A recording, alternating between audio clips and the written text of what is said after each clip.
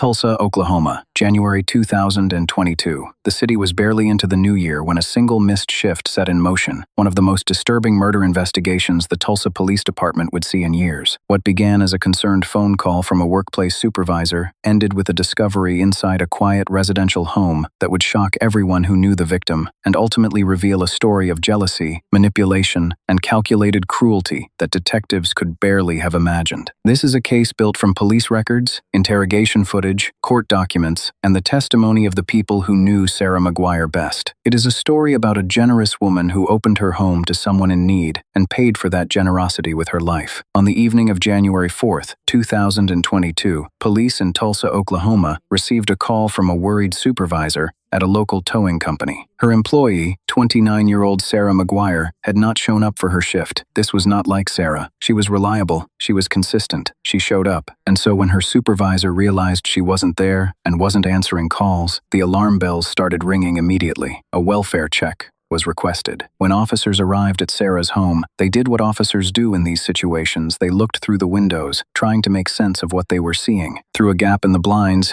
they could make out a figure on the couch, covered with a blanket. Someone was in there, maybe sick, maybe in distress. The front door was locked, and no one was answering. That was enough. Law enforcement breached the window, made their way inside, and unlocked the front door from within. What they found in that living room would stay with every officer who entered that home. The figure on the couch was covered almost entirely by a blanket, but even before they lifted it, there was something wrong. The fabric near the top of the blanket was dark with blood. When they removed it, the reality of what had happened in this home became impossible to deny. The woman on the couch had suffered catastrophic injuries to her face and head. There was blood matted in her hair, deep gash marks, blood spatter on the walls, blood spatter on the ceiling, and a large pool of blood beneath the couch itself, collected on the floor underneath where her body had lain. The injuries were severe. The cause of death was obvious. This woman was gone. Even with a body in a home where they knew someone lived, investigators did not simply assume who she was. The severity of the trauma to her face made a visual identification unreliable. They would need to go another route. What they found were tattoos distinctive, unmistakable tattoos that gave them something to work with. Police photographed them, reached out to family members, and confirmed what they had feared. The woman on the couch was Sarah Elizabeth McGuire. Sarah grew up in Apache, Oklahoma, a small farming community, the kind of place where family is everything and everyone knows everyone else. She was the third of 4 siblings, raised by parents who worked hard and kept things close. There was an oldest sister, then a middle sister named Lindsay, then Sarah, and finally a younger brother named Seth. Their parents divorced when the oldest was 15, which would have put Sarah around 10 or 11 years old. Their father remarried a couple of years later. In 2007,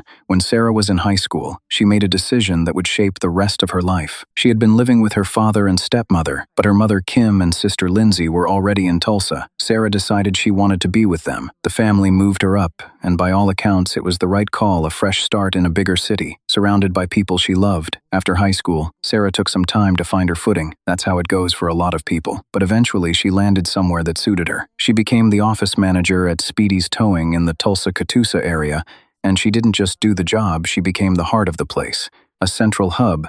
Someone described her as the kind of person who held everything together. And that was just who Sarah was. People who knew her described her warmth in terms that didn't feel like exaggeration. She was bubbly. She was funny. She was charismatic. She was the sort of person who could become friends with anyone, who would give a stranger the last dollar in her pocket if they looked like they needed it more than she did. Her family was proud of her. Her co-workers loved her. At 29, Sarah McGuire was exactly where she was supposed to be, thriving, happy, building a life. She had no idea what was coming. Back inside the house, investigators were building a picture of what had happened. The violence was extreme, blood on the walls, blood on the ceiling. But what struck detectives beyond the sheer brutality was what the scene was telling them about the relationship between the killer and the victim. There were no signs of forced entry. The front door had been locked from within when police arrived, locked by whoever left. There had been food on the kitchen counter, pork chops, mac and cheese, a meal shared by more than one person. The scene didn't have the chaotic feel of a stranger's intrusion. Whoever had been in this house had been invited in. They knew Sarah. They had eaten with her or near her, and when they left, they had taken the time to secure the door behind them. This wasn't random. This was personal. There was no sign of a struggle, which suggested something else, that Sarah may not have seen the first blow coming, that this may have been an ambush. And when detectives looked for what was missing, the picture darkened further. Her wallet was gone. Her phone was gone. Her credit cards, missing. What remained told a story of someone who had been targeted, not stumbled upon. But investigators understood clearly that this was not a robbery gone sideways. You do not do this kind of damage to a person's face out of financial motivation. The violence here was emotional. It was personal. It was driven by something deeper than money, by rage, by jealousy, by a level of hatred for this specific woman that had to be rooted in something. There was one more piece of evidence that stood out, and it stood out precisely because of how it was positioned. Resting on top of a dresser, just feet from the body, was a wrecking bar, a crowbar. It had been cleaned, wiped down. Someone had taken the effort to clean it and set it back down. Given the nature of Sarah's injuries, investigators took one look at that tool and drew the obvious conclusion. This was almost certainly the murder weapon. Outside the home,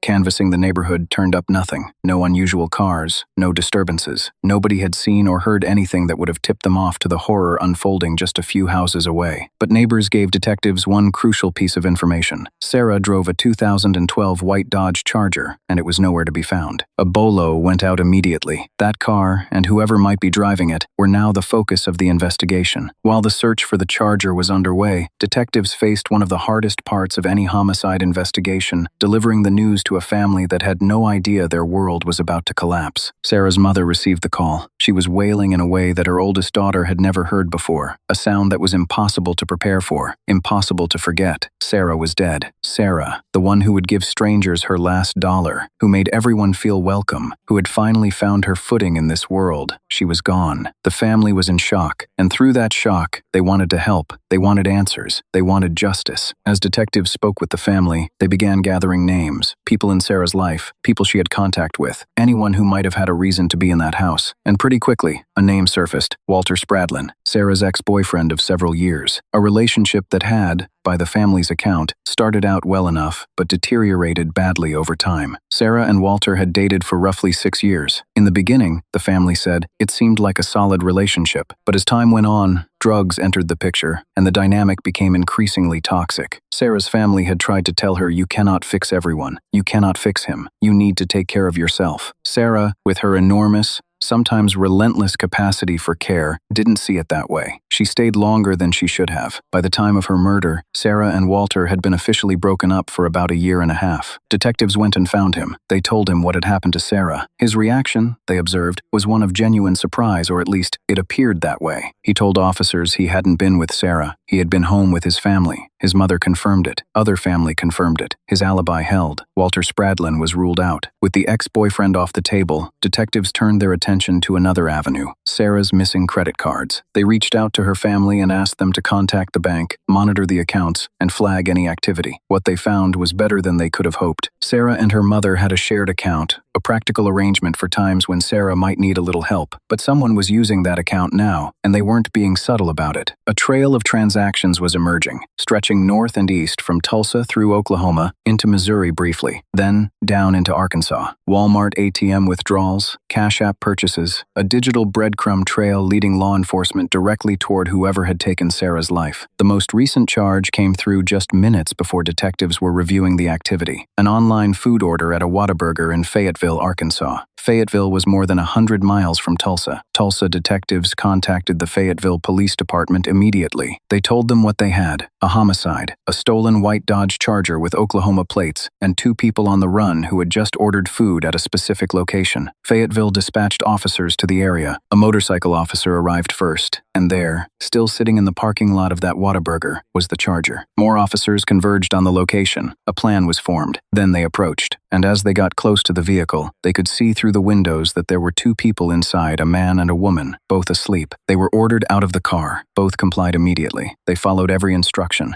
And once they were on their feet and away from the vehicle, officers asked them to identify themselves. Interlace your fingers and don't look towards me. The man was Nicholas Johnson. The woman was Brinley Dennison. Back seat passenger. It had been less than 24 hours since Sarah McGuire's body was discovered. Both individuals were placed under arrest. The charger was treated as a crime scene, towed to a secure lot, and Tulsa detectives, who were already on their way, arrived to begin the business of finding out what these two people knew about the death of Sarah McGuire. The decision was made to interview Brinley first. The logic was straightforward. The violence in that house was extreme savage in a way that made it easier, initially, to attribute to a man. If Brinley was an unwitting participant, a frightened woman caught up in something she had no control over, she might be willing to talk. She might crack. Detectives sat down with her and started gently. And we're here to talk to you about the car you guys were in. And what Brinley told them, right from the beginning, reoriented the entire investigation. She knew Sarah, not as a stranger, as a friend. The connection, Brinley explained, had come through Sarah's ex-boyfriend, Walter Spradlin, who had introduced the two women. At the time, Brinley was between homes, no stable place to sleep, nowhere to go. Sarah, being exactly the kind of person she was, had offered Brinley a place to stay. There was a small shed in the backyard, not much, but shelter. Brinley had been there for about 2 weeks. Probably 2 weeks. I don't know, maybe 3. And in that time, she had spent significant time inside the main house as well. Sarah had taken care of her. Sarah had been good to her. Detectives then steered the conversation toward Nicholas Johnson, who he was, what Brinley's relationship with him looked like. Brinley was born in Tulsa in 1996. She had a fairly ordinary childhood, she said. 2 parents, a sister. But her parents divorced when she was 13 or 14, and she began drifting. She got pregnant in her senior year of high school, dropped out, later earned her GED, and enrolled in beauty school, which she did complete, but the path forward never took hold. The wrong crowd, heavy partying, drug use, a criminal history that was already building by her mid-20s, possession, theft, unauthorized use of credit cards, and notably, an armed vehicle theft. Nicholas Johnson had a parallel story in some ways. He had grown up in Tulsa, bouncing around, staying with his father wherever they could find a place. In July 2012, when he was 19, he met a woman named Stacy while helping family members move. They were, by Stacy's account, inseparable from the start. They married within months. By the time of Sarah's murder, they had 6 children together. Nick's criminal record was notably thin compared to Brinley's prior drug possession, nothing that would make him stand out. But in 2019, Nick had met Brinley. And after that, he had started spending less and less time at home. When detectives pressed Brinley to explain how she and Nicholas had ended up in Sarah's car, her story shifted. She became vague. She played confused. She claimed she didn't know what they were talking about. But investigators had not come all the way to Fayetteville to talk about a stolen car. And how did you guys get the car? They made that clear. They wanted to know what had happened in that house. They wanted to know why someone had been so angry at Sarah McGuire that they had done this to her. Faced with the weight of that question, Brinley began to talk, and what she told them was a story carefully constructed to place herself as far from responsibility as possible. According to Brinley, she and Sarah had developed a romantic relationship during the time she had been staying there. On the night of the murder, the two of them had been spending time together in the main house. Sarah had cooked dinner. Things were fine. Then Nicholas showed up. He had come, Brinley said, to try to reconcile with her. And initially, the mood was manageable. He came in, things were relatively calm. But then, and here was the pivot point of Brinley's account, Nicholas came across photographs. Photographs of Brinley and Sarah together. Intimate photographs, she said. And seeing them sent Nicholas into a rage so consuming, so violent, that what happened next was completely beyond her control. She fled to the back bedroom. She could hear what was happening in the living room. She described Nicholas as homicidal, overtaken by a fury that terrified her. And she said she crouched in that back room, paralyzed with fear, listening. 10 seconds, but it felt like forever. When it was over, she claimed Nicholas came for her. She said he raped her. And after that, she said, she was effectively a hostage traveling with him to Arkansas under the constant threat that if she tried to run, something terrible would happen to her. That was Brinley's version. She was the victim. Detectives listened. They asked their questions. And then they began to look more carefully at the details. They went to talk to Nicholas Johnson. He had been told the situation plainly. Sarah was dead. He had been in Sarah's car. Whatever happened, they needed to hear his side of it. But you killed Sarah. I didn't kill Sarah. Surprisingly, Nicholas decided to talk. His version of events differed from Brinley's in almost every meaningful detail except for the central fact of his own guilt, which he did not attempt to fully deny. Nicholas said he had gone to Sarah's house that night with one purpose, to try to make things right with Brinley. He was in love with her. He had found out that Sarah and Brinley had been developing some kind of relationship, romantic or otherwise, and his interpretation was that Sarah had been placing herself between him and Brinley, creating a wedge that was pulling them apart. When he arrived at the house, he said, said. Things were tense, but not explosive. He and Brinley stepped outside so she could get some air, and when they came back inside, Sarah was asleep on the couch. What happened next, according to Nicholas, was not a story of his uncontrollable rage. It was a story of two people making a terrible decision together. He and Brinley, he said, began talking about the situation, about Sarah, about their relationship, about a way out of the mess they were in. And somewhere in that conversation, the idea of taking Sarah's car came up, running, leaving, starting somewhere else. And then it went further. Brinley, Nicholas told detectives, was the one who raised the idea of killing Sarah, not him. She had framed it as a solution. Sarah was the problem, Sarah was the obstacle, and if he wanted the relationship to move forward, Sarah had to be removed. She went into another part of the house. She came back with the wrecking bar, and she put it in his hands. He told detectives he had been angry. He had some feelings about what he believed Sarah had done to his relationship with Brinley, and then he acted on them. What he described next was among the most disturbing parts of an already deeply disturbing case. After he had beaten Sarah, he and Brinley went into the bedroom together, consensually, he said. And while that was happening, he could still hear Sarah, still alive, still moving, still struggling. Afterward, he said he had been in a kind of panic mode, not fully processing what had happened. He said he hadn't gathered Sarah's belongings himself. That had been Brinley. She was the one going through Sarah's things, filling bags, taking the purse, taking the credit cards. He had been somewhere between shock and shutdown. Brinley, he said, had her hands on everything, the cards, the phone, all of it. She had been the organized one. With the brains with the credit cards and stuff like that. Both of them were pointing at the other. Both of them were claiming the other had been the mastermind. Both were trying to minimize their own role. The detective sitting across from them knew they were getting curated versions of the truth from two people who had done something irreversible and were now trying to survive it. As the investigation continued, the physical and digital evidence accumulated in ways that made both suspects' stories harder to sustain. The credit card trail had already told investigators where the couple had been and in what order, a chronological map of their flight from Tulsa to Arkansas. The purchases were specific, timed, traceable. Cash app transfers, ATM withdrawals, every transaction a data point, every data point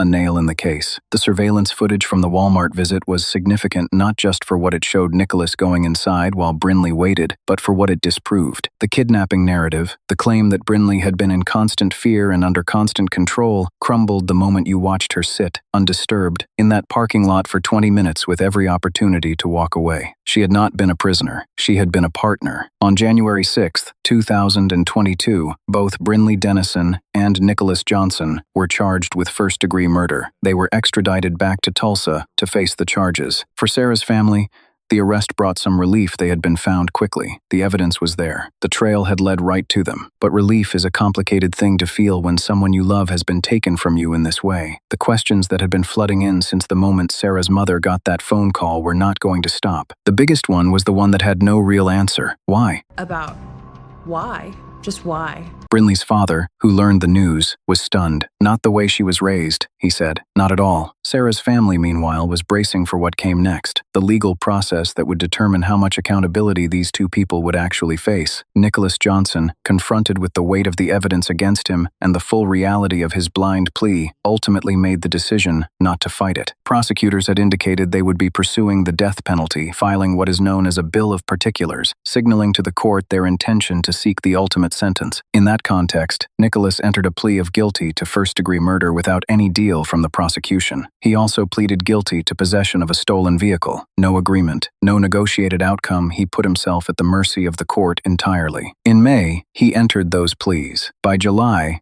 the judge had reached a decision. Nicholas Johnson was sentenced to life in prison without the possibility of parole. He would never leave. The case against Brinley Dennison took a more complicated path. Her defense team argued that the evidence was insufficient to prove she had been a principal in Sarah's death, that she had not been the one who wielded the weapon, and that the state could not establish her direct participation in the killing itself to the standard required for first-degree murder. The court considered that argument and agreed with it, at least partially. Brinley's case was remanded back to the preliminary hearing stage for further evaluation. Nicholas Johnson, now serving his life sentence, was called to testify at that hearing. After his testimony, the judge ruled that the evidence did not meet the threshold required to establish first-degree murder on Brinley's part. First-degree murder was taken off the table. With that charge removed, Brinley pleaded guilty to accessory to murder after the fact. she was sentenced to 20 years in prison. For Sarah's family, that outcome was deeply painful. The family had believed the death penalty was warranted for both of them. They had believed, and continued to believe, that what happened to Sarah was not the result of one person's rage, but of two people who had looked at a generous, trusting young woman and decided she was an obstacle to be removed.